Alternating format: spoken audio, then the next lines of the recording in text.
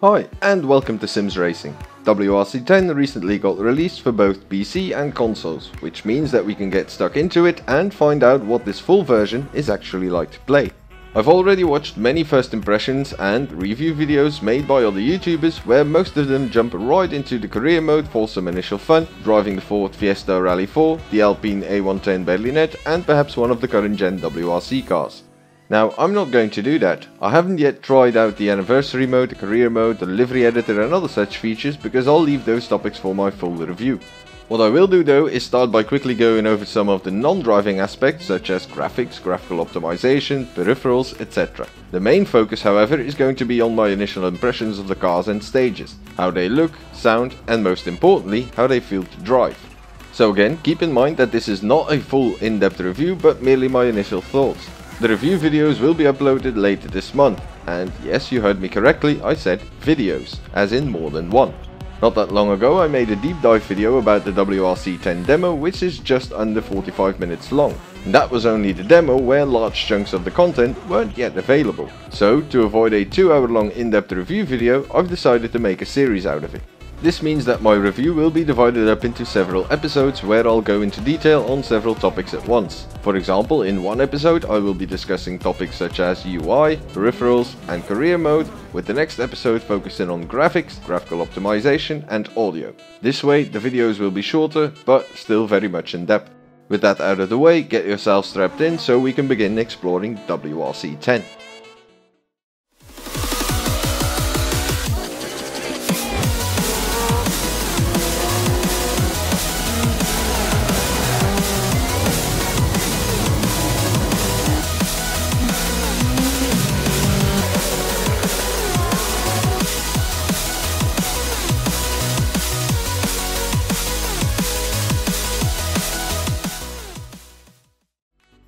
First of all, I'd like to clearly state that, despite things I'm going to say regarding WRC 10, I've been having a blast playing the game. We all know that the game is experiencing a bit of a rocky start, and people that watch my content know that I'm going to be very critical. But that doesn't take away the fact that I'm actually really enjoying it. However, I would like to start playing the game without shattered eardrums if you don't mind, KT Racing. Seriously, lower the volume on that intro immediately. Now let's begin with the first non-driving aspect, which is UI or user interface.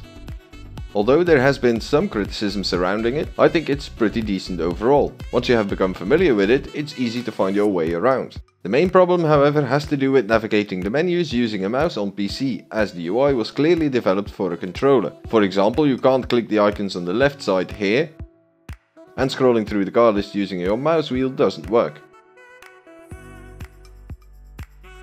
Next up we have graphics. As I've said in the past, for me personally this is a bit of a mixed bag. WRC 10 can look gorgeous one moment but really outdated the next. They have been using the same game engine for a number of years now and it's starting to truly show its age. Having said that, being obliged to release a game each year means that they don't have the time and most likely the resources to develop a follow-up title in the series using a brand new game engine, as it would cause more harm than good. They are doing the best they can with the equipment available to them. So sure, you can criticize them, but I believe it's acceptable considering what I mentioned before. Besides the overall quality of the graphics, there are other elements that they should have improved upon more. As I've mentioned in previous videos, I do not like the lighting, shadows and reflections in their WRC games. And I know that some people prefer it as is, which is perfectly fine. We are all allowed to have our own opinions on these things. Just because you like it and I don't, doesn't mean either of us is wrong. So please also keep that in mind for the rest of the video. Getting back to the topic at hand, I find that it's way too bright in clear and sunny conditions to the point that it actually starts to hurt my eyes after a while. And trying to turn down the brightness in game isn't possible as there's no option to do it. On the opposite side of the spectrum we have the same problem. In shaded areas or dark conditions, it can be really difficult at times to see where you need to go. Driving at night, for example, the light pod doesn't illuminate far enough into the distance. When it comes to 3D car models, most of you will know where I stand on that, but to summarize it for those that don't know, the models of the current gen WRC and WRC 2/3 cars are okayish. Those of the other cars, especially the older legendary ones, look fairly terrible. The design quality is on a similar level to what we had in games from at least a decade ago, and that's just not good enough for a title releasing in 2021. The damage model needs some work as well. Mine is in realistic mode and I must say that the damage sustained is limited as well as fairly inconsistent. My biggest disappointment has to do with the tarmac tires and wheel rims. They are completely the wrong size and shape. The tarmac tires are too thick and the rims are inaccurately modeled in almost all cases. That's all I'm going to say about this now. In my full in-depth review I'll go deeper into this. How about graphical optimization then? Well, that's where things haven't gone very smoothly for them either, pun intended. You've probably heard about the incredible stuttering, frame rate drops and screen tearing people have encountered on some of the consoles, PS5 being the worst I believe. On PC however, it's definitely not as bad, at least not in my case. I'm able to run the game at higher in-game graphical settings now than what I was able to run it at when trying the demo. Initially I was suffering from inconsistent FPS, which resulted in constant minor stuttering, and in some denser areas the game would occasionally freeze for a second or more. After doing some research and trying out different things in the settings, I managed to get it running somewhat smoother to the point that it didn't really bother me anymore. Some quick advice: it seems that locking it at 60 Hz or a multitude of that appears to offer the smoothest result.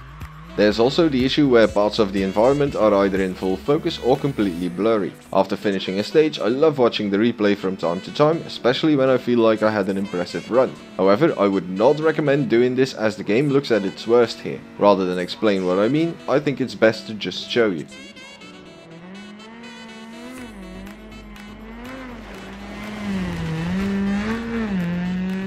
There's a lot more to discuss here, but I'll leave the rest for the review. So as it's been the case in the past, they seriously have their work cut out when it comes to optimization.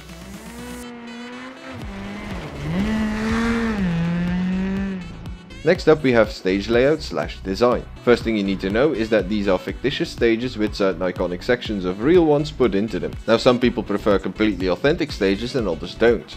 Personally, I think they made the right decision here. Having fictitious stages means that the developers designing these have the opportunity to be creative, and being able to do this has paid off very well for them because the layout of the stages is fantastic. I have said in the past that I would be delighted if Dirt Rally 2.0 had a similar style of stages, and I'm not budging on that. It would be such a blast to drive both the authentic stages we have now as well as fictitious ones like those in the WRC franchise games. Right, let's wrap up the non-driving section of this video with peripherals and peripheral support. When the game first launched, there were lots of people who complained about their wheels not working properly. Most of the complaints came from players owning Thrustmaster wheels and T300s in particular. From what I've read, the problems are very similar to the ones I experienced back when the demo was live. KT Racing did offer players several suggestions to fix it and eventually released the patch as well. However, it appears that the patch didn't solve everyone's problems. There is still a lot of work to be done regarding this, but they have said that the team is working on it. So for those still having issues with their wheels, no matter the brand, there's still hope. My advice to you guys is to report your problems to them in a detailed and constructive manner. Just bombarding them with "my wheel doesn't work, fix it," or "the game is garbage because my wheel doesn't work" doesn't help anyone. I myself can honestly say that there were no issues trying to get my Thrustmaster TSPC racer to work. Straight out of the box it connected and I was able to map everything out. The only recurring problem I do have is that sometimes my wheel either goes crazy or resets completely when starting a stage. Luckily it's easy for me to solve, as the only thing I need to do is restart the stage. Now let's turn our attention to the most important part, the actual driving. First of all, I want to remind you guys that I'm having lots of fun playing WRC 10 despite its many flaws. That being said, I have to decide how I need to approach this part of the video. Which criteria should I select to base my findings on? Well, doing a first impressions or a review of a game, I feel that you need to approach it based on the player's expectations. In turn, what the players expect is based on what the development studio / publisher are advertising the game as. And where do we find that information? Well, on their official website of course. So here we are. The first few paragraphs are about what we can actually expect and find in the game content wise. If we continue reading, we eventually reach the paragraph advertising what the players can expect when it comes to driving. Now that paragraph says the following: with a hyper-realistic and ultra-precise physics engine, WRC 10 has made the feeling of driving even better, with better aerodynamic force, turbo and braking management on all surfaces. The sound design has also been revamped to reinforce the immersion. In other words, based on their marketing, players should expect expect WRC 10 to be a true rally sim when it comes to the physics and handling, with quality audio on top of that. So did they deliver? Well, not exactly.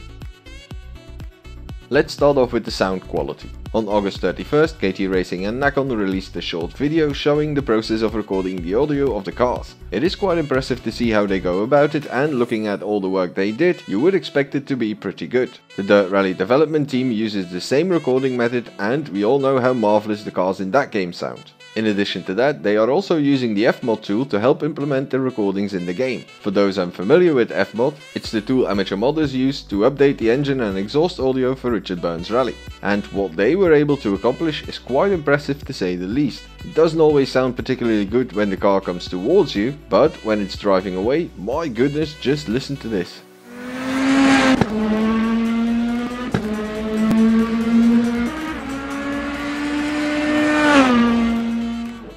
With the optimal recording process and the great tool in Fmod, they should be able to pull it off, right?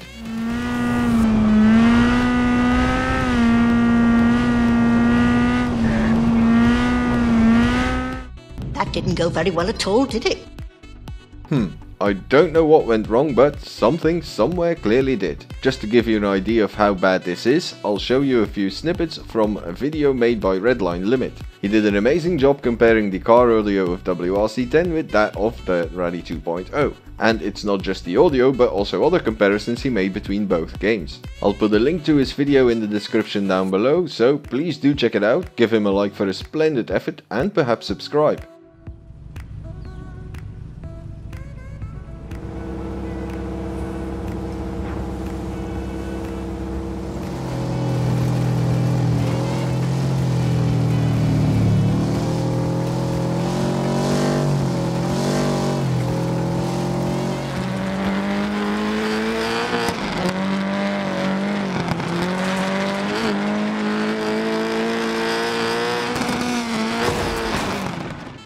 Conclusion, the car sounds are an upgrade compared to WRC 9, but it is light years away from what the cars sound like in real life, or what the Rally 2.0 offers us for that matter. In other words, KT Racing did not deliver us the level of quality that was promised or that players were expecting.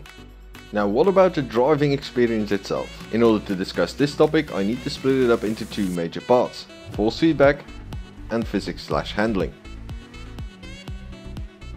First off, let's focus on force feedback.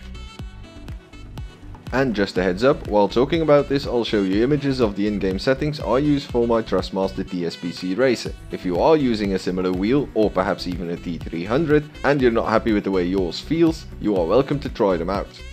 Right, compared to WRC 9, the force feedback in WRC 10 has definitely been improved, but in order to enjoy it as much as I have, you'll have to adjust a few things. The default settings are not good at all. It took me over an hour of trying different things before I managed to get close to that sweet spot everyone's looking for. If you want to compare the force feedback to the one in Dirt Rally 2.0, I must admit that overall it's better as well. It is well established that Dirt Rally 2.0's force feedback leaves a lot to be desired. Once you have found that sweet spot, you can feel the weight of the car shifting more than in WRC 9 or Dirt Rally 2.0. The feedback coming from the road surface can also be felt rather well. In other words, the feedback coming through the wheel is stronger, which is good. Having said that, there are a few elements that still need improvement. Number one has to do with the inconsistency of the feedback. On a straight section of gravel road, for example, there are moments where the wheel rumbles and jutters slightly, as you would expect from driving on a gravel road. But then all of a sudden the rumble stops and the wheel just goes numb. A few meters further along, the rumble starts again, but now it's twice as violent. The thing I would compare it to is a sputtering engine. First you have power, then you lose power and suddenly it's back again. I've had this issue with my real car not long after I actually bought it. The force feedback instantly reminded me of that. Secondly, as was the case in WRC 9, there is no change in feedback coming through the wheel when braking. People using the high-end Fanatic pedals, for example, have the luxury of getting feedback directly from their pedals. But it seems that KT Racing didn't change anything in regards to this type of feedback for those that don't have such pedals. All I can do is pay attention to the auditive cues to know if my wheels are locking up or if there's still room to apply more pressure. It's really difficult to have confidence and drive on the absolute limit without this type of feedback. Last but not least, let's get into the big one, handling and physics. And straight away I'd like to say that certain car classes were definitely prioritized over others, to the point that there is one class which feels like it's been hastily put together without much attention to any sort of detail physics wise.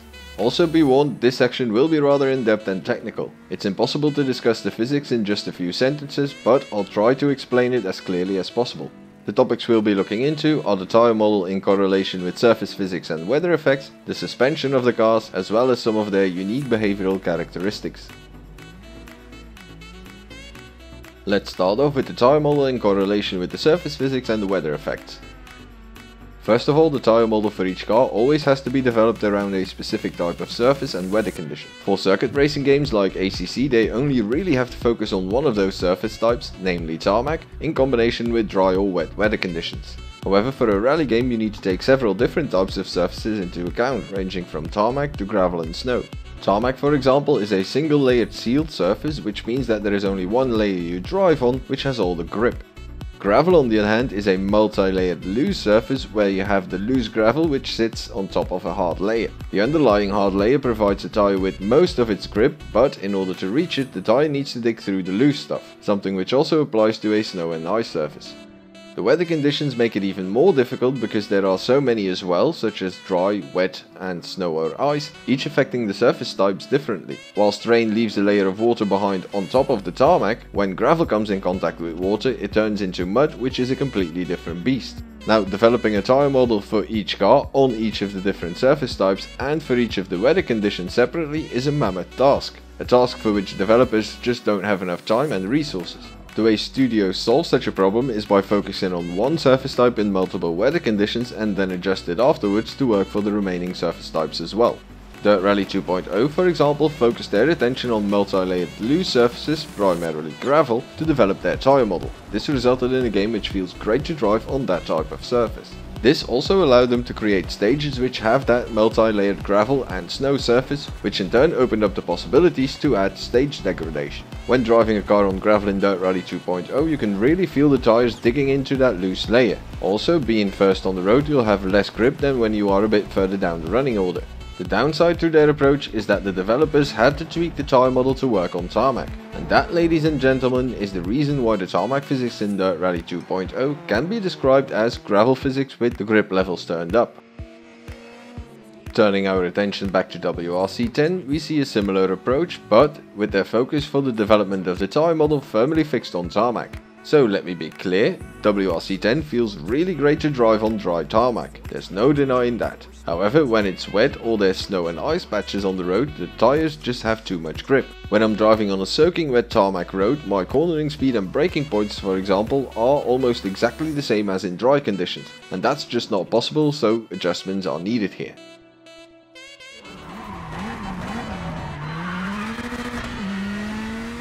If you drive in Monte Carlo, there are stretches of road which are covered with snow. On those sections the grip is extremely low when you are using slicks, and you can really feel the car grip instantly when hitting bits of tarmac in between. Obviously with studded snow tyres you will have more grip on the snow, but I feel that it's way higher than it should be. Having said that, it doesn't make me go, "How could you, dev team? This is terrible!" However, there are situations where I do think that small ice patches like these don't affect the car's grip even slightly, whilst they most certainly would in real life. The same goes for the snow on the sides of the road. The tyres which are in contact with that snow would lose all their grip, and it's very likely that you would spin out as well because of the corner of the car getting sucked into it. In WRC 10, however, that snow provides the same amount of grip loss you would experience when going onto gravel or dirt whilst cutting a corner in Croatia, for example. It's just not right and should definitely be addressed, because that's what makes Monte Carlo so unique and difficult. So to put it in a nutshell, dry tarmac offers a player the driving experience which comes closest to reality. It's an absolute joy, to be honest. When rain or snow and ice are added into the mix, it still needs further tweaking. Now, having a tyre model developed for tarmac comes at a price when adjusting it for gravel or snow. Using that tyre model on a multi-layered loose surface wouldn't work properly. So how did they work around this problem?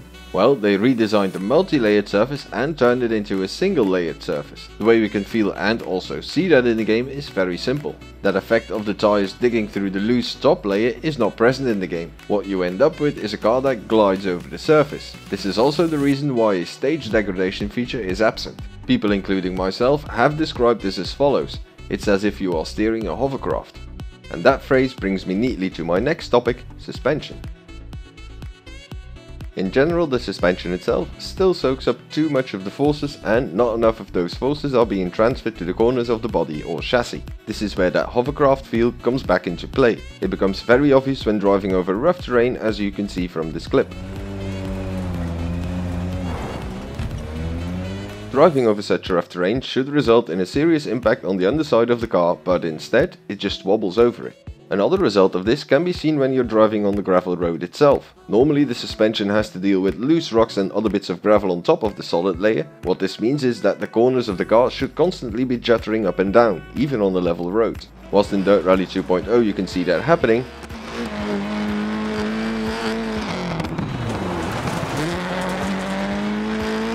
in WRC 10 you don't. The only times you do see it is when there's a dip or bump worked into that single layered road. Is this a game breaker? No, as it's still great fun to drive on gravel stages, especially when you drive modern machinery. The only problem with this is that KT Racing advertised WRC 10 as a game with hyper-realistic and ultra-precise physics, with suspension being one of the primary focus points during development. And so far I don't really experience the effects of those improvements. Now remember when I said that not all car classes received the same level of attention to detail? Well, it looks like not much work went into developing the suspension for legendary cars, especially the older ones. This becomes most obvious when flying over jumps. Modern rally cars, especially the current spec WRC cars, can soak up the impact from a landing fairly easy. However, the further you go back in time, the less sophisticated the car's suspension is. Take for example the Audi Quattro A2. Looking at footage of the real car going over a jump in Finland, you can clearly see the rough impact and the car bouncing up when it lands.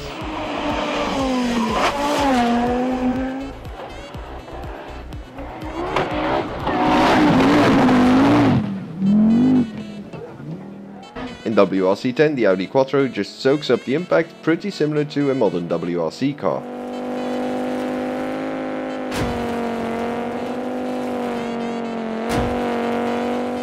So when it comes to suspension, I suspect they didn't design it as they should have, but rather copied it from the modern cars. And finally, the last section we'll discuss is unique behavioral characteristics, starting off with the current gen WRC cars and the effects of their aero package. Just a few weeks ago I was lucky to see those impressive aero packages at work with my very own eyes during the Wipers Rally Belgium, and it is mightily impressive to watch them fly by on those extremely narrow country roads.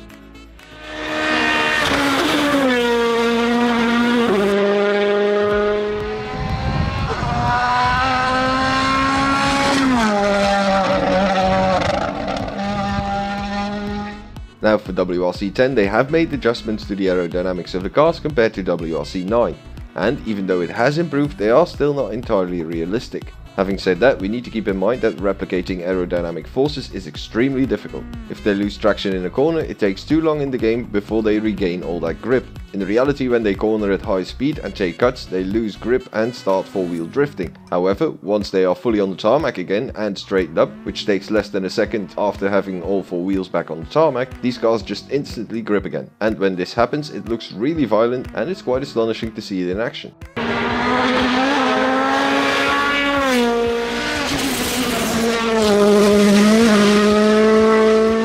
In WRC 10, if they lose traction when cornering, especially at high speed, they don't regain their full grip as quickly and as violently as in the real world. The cars from the WRC 2 and 3 category feel pretty much fine to me, which is the reason why I prefer them over the others. The modern machinery in the legendary class, like the Citroën DS3 WRC or the VW Polo R WRC, feel pretty alright too when it comes to their behavior. Something I did notice and find very odd is that the Toyota Yaris Concept, the Toyota Yaris WRC and the Citroën C3 WRC in the legendary class appear to be missing the aerodynamics update, despite the fact that they are part of the same generation as those in the WRC class, like the Hyundai i20 WRC. Now, as I mentioned while talking about suspension, it seems that the further you go back in time, the worse it becomes, and that's no different when it comes to their unique behavioral characteristics. Let me give you several examples.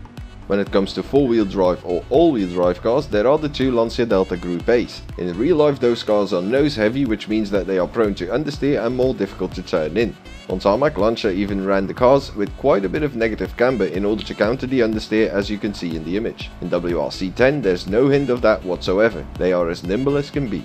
Another car which is well documented for being notoriously tricky to drive and very much likes to understeer is the Audi Quattro A2. The reason for this has to do with the position of the engine. It is placed on top and quite a bit in front of the front axle. All that weight being so far in front means that the car will suffer from lots of understeer. And yet in WRC 10 the car is very nimble as well. There's a little hint of that understeer but not nearly enough. Then there are the beastly groupies as a category itself. All of them are fitted with immense turbos, which means they suffered from massive turbo lag. The real life drivers had to make sure that they weren't dropping the revs too low, otherwise they would lose quite a bit of time. And the moment those turbos kicked in was really brutal. In WRC 10 the effects of that brutal turbo boost are a lot more gradual rather than instant. Turning our attention to front wheel drive cars, and there's something odd about them as well. I haven't driven the Fiesta Rally 4 much, but something doesn't feel exactly right. However, the issue with the Lancia Fulvia doesn't take long to figure out though. It seems to be leaning more towards being a four-wheel drive car suffering from understeer.